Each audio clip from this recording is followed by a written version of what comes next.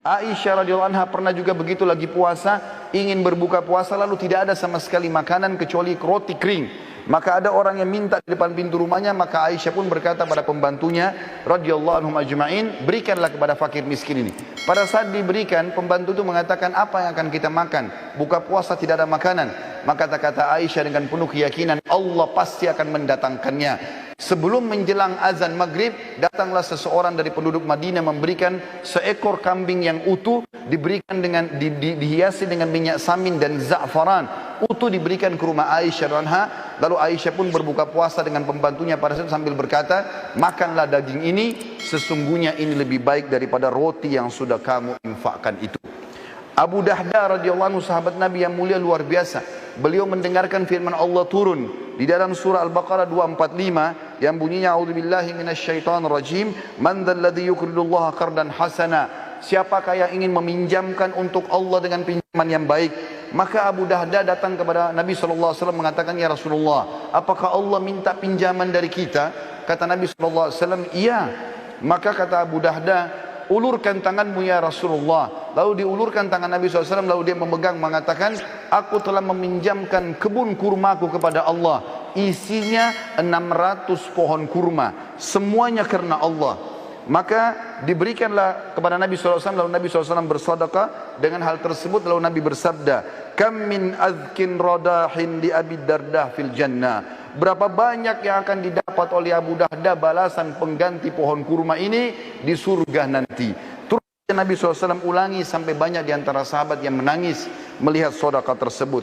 Abu Talha radhiyallahu anhu juga bersedekah dengan luar biasa. Beliau punya sebuah kebun kurma namanya Bayruha. Itu luar biasa indahnya dan ada mata air yang dingin di situ. Nabi SAW suka minum dari situ setiap harinya. Maka dia pun berkata, ya Rasulullah, aku telah membaca firman Allah dalam surah Al-Imran ayat 92 yang bunyinya, a'udzubillahi minasyaitonir rajim, lan tanalu birra hatta tunfiqu mimma tuhibbun wa ma tunfiqu min syai'in fa innallaha bihi alim. Kamu sekali-kali tidak akan pernah merasakan kesempurnaan dalam balasan pahala kebaikan sampai kalian menginfakkan yang terbaik yang kalian miliki, dan sungguhnya apapun yang kalian infakkan Allah Maha mengetahui. Maka dia pun berkata, sesungguhnya harta yang paling aku cintai adalah perkebunan kurma Bayruha, dan aku ingin menginfakkannya di jalan Allah. Maka Nabi SAW mengatakan, bakhin dzalika malur ribh dzalika malur rabih wa qad sami'tu ma qultu wa inni ara an taj'alha fil aqrabin. Faqala Abu Talha, af'al dzalika ya Rasulullah. Artinya, sungguh keberuntungan kau hai Abu Talha, sungguh keberuntungan, hartamu ini menguntungkan sekali, dan aku telah mendengar kau menginfakkan di jalan Allah, dan aku memerintahkan kamu untuk memberikan kepada sanak kerabatmu terdekat. Abu Talha pun mengatakan iya. Sebagai penutup teman-teman, saya minta waktu sekitar 2-3 menit. Saya akan menyampaikan beberapa kisah berhubungan dengan pentingnya sedekah, dan ternyata dia bisa menyembuhkan banyak penyakit.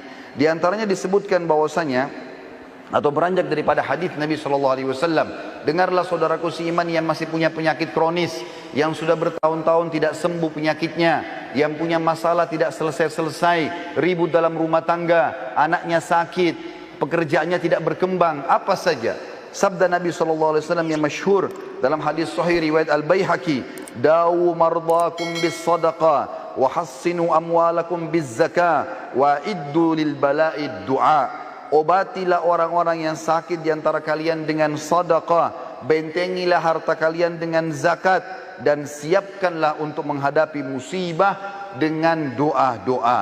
Ibnu Qayyim berkata, setiap dokter yang tidak mengobati pasiennya dengan memeriksa hati, kebaikan dan kekuatan ruh, dan menguatkan hal-hal tersebut dengan memerintahkan pasiennya bersedekah, berbuat kebaikan dan kebajikan, juga bertaubat dan mengingat akhirat, maka dia bukanlah seorang dokter yang hakiki, tapi dia dokter yang baru saja belajar. Disebutkan dalam sebuah kisah bahwasanya seseorang datang kepada Abdullah bin Mubarak. Dia mengatakan, hai Abdullah bin Mubarak, seorang ulama tabi'in, lututku telah mengeluarkan nanas selama 7 tahun. Aku sudah coba berobat di sana sini tapi tidak pernah sembuh. Maka Abdullah bin Mubarak mengatakan, keluarkan harta terbaikmu, lalu alirkanlah air untuk muslimin, gali sumur, maka aku berharap dengan itu Allah menyembuhkan penyakitmu. Orang itu pun melakukan, maka sembuhlah lukanya seketika pada saat itu.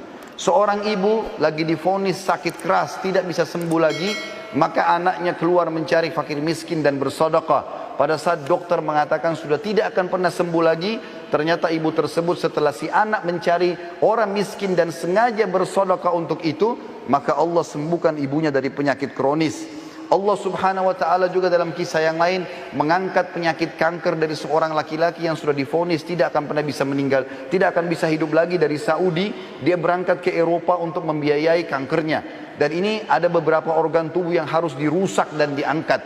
Maka dia pun pulang ke negaranya, pamit dengan kerabat-kerabatnya, mungkin dia akan meninggal setelah operasi ini, menyusun seluruh harta-hartanya. Pada saat dia menuju ke bandara, ditemukan ada satu orang miskin di pinggir jalan. Lalu dia pun memberikan harta yang terbaiknya pada saat itu. Setelah dia tanya, ternyata ada seorang ibu yang mengumpulkan tulang-tulang bekas makanan orang di pinggir jalan. Ditanya, kenapa anda kumpulkan tulang-tulang ini ibu? Dia mengatakan, karena saya ingin memasak buat anak saya yang sudah berapa hari tidak makan. Maka dia pun memberikan harta terbaiknya sekitar 5.000 real pada saat itu. Lalu dia pergi berangkat ke Eropa dengan tidak berpikir kalau sedekah itu bisa membantunya. Begitu tiba di rumah sakit, maka dokter semuanya mengatakan, kamu sudah berobat kemana? Kenapa tiba-tiba kankermu sudah tidak ada? Apa kau permainkan kami? Kata dia, sama sekali saya tidak pernah berobat ke dokter, tidak berobat ke rumah sakit, tapi saya sudah mengeluarkan sedekah di jalan Allah. Maka dokter-dokter tersebut pun mengatakan, sungguh ajaran agamamu benar. Lalu mereka akhirnya masuk Islam justru karena sembuh atau orang ini sembuh dari penyakit kanker.